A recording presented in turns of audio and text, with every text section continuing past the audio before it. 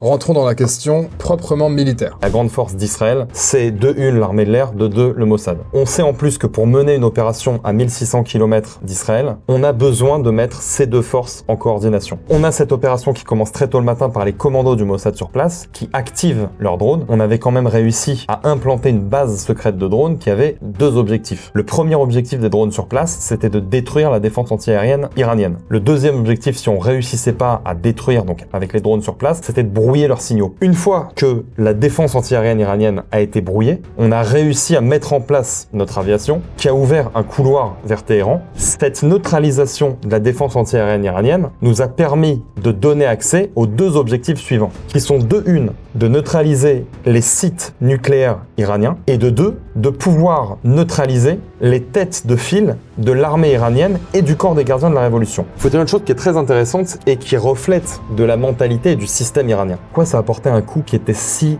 décisif à l'Iran? Parce qu'en réalité, ce qu'il ne faut pas oublier, c'est qu'il s'agit quand même d'un régime totalitaire et dictatorial. Les gens qui sont en poste, ce sont des généraux qui sont en poste depuis la révolution iranienne. C'est des têtes de file qui ne sont pas remplaçables. Parce que c'est des gens qui ont tenu pendant des années à garder leur pouvoir. Donc par conséquent, lorsque tu vas éliminer ces chefs de file, tu ne vas pas avoir de remplaçant. Le remplaçant, c'est quelqu'un qui n'a jamais exercé en fonction et qui n'a pas du tout la même expérience. C'est pas du tout comme par exemple en Israël où notre chef d'état-major est remplacé tous les 2 ans. Tu as des gens en fait qui font partie de l'entourage proche de Khamenei, qui sont dans les petits papiers en fait du leader suprême, et que si ces gens s'effondrent, alors à ce moment-là, ça plonge l'Iran dans un chaos assez irréversible.